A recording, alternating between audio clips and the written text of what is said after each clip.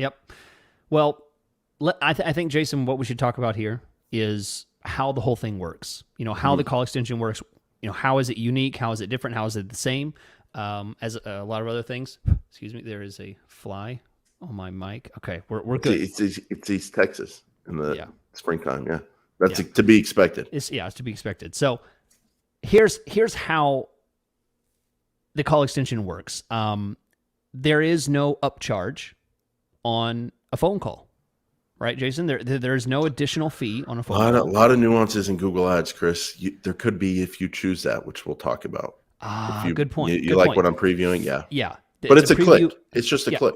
it's a click. So if they click on the headline, they click on the phone number, it's the same. So that's either good or bad news. I mean, honestly, to be able to generate a call at the same thing that you could get, just a visit to your site. Obviously, a phone call could be a potential for talking to a real person that's interested in your service in that moment.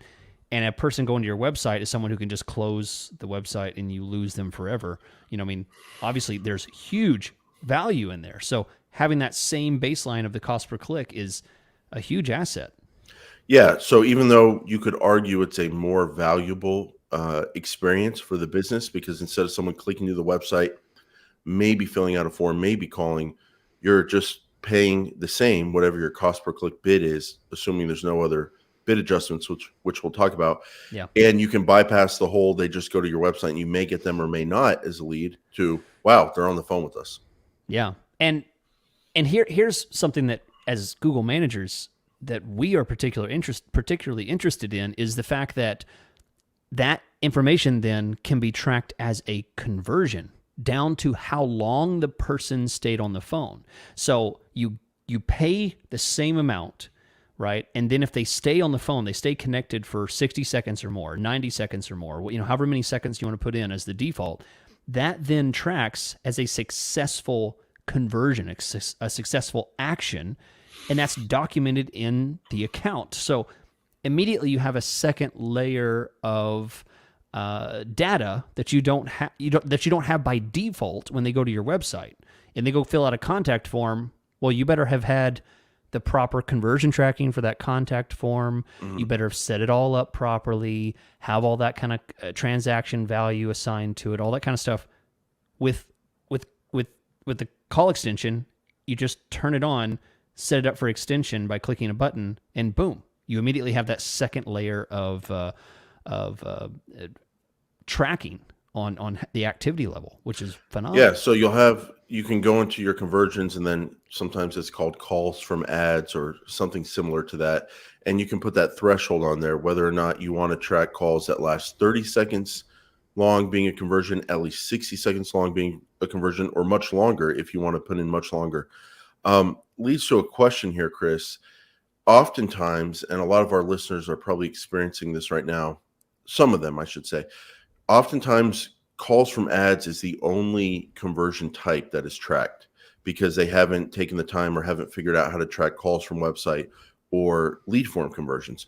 So let me ask you, when you are managing an account and that is the only conversion type you have, people are wondering, should they then manage for conversions, do automated bidding based on conversions, Mhm. or is the one out of three conversion types, calls from ads and not getting calls from website and lead form conversions, if you only have that as your only conversion, you're tracking calls from ads, should you be optimizing for conversion? Should you be running automated bid strategies that optimize for conversions?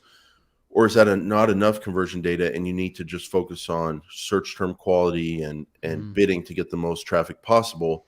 Because I feel like it can lead people astray because you see that big conversion column number Right. there, you see the cost per conversion, but it's not really the true cost per conversion because you're not tracking everything. But oftentimes it's the only way people track and it can throw them off, in my opinion. How do you feel about that? Like, do you ignore That's it or do you optimize somewhat for it? It's hard. that's a great point because I have many clients that will tell me, yeah, phone calls are great, but the best leads are the ones that fill out our quote form, that have all the information about what the square footage of their house is and what kind of pest control service they're looking for, but if it's a phone call, they're like, hey, can you guys come kill this bug that my wife saw? It's in it's stuff that's just completely unvaluable to them. So, Hey, my podcast partner is a real pest sometimes. This says pest control.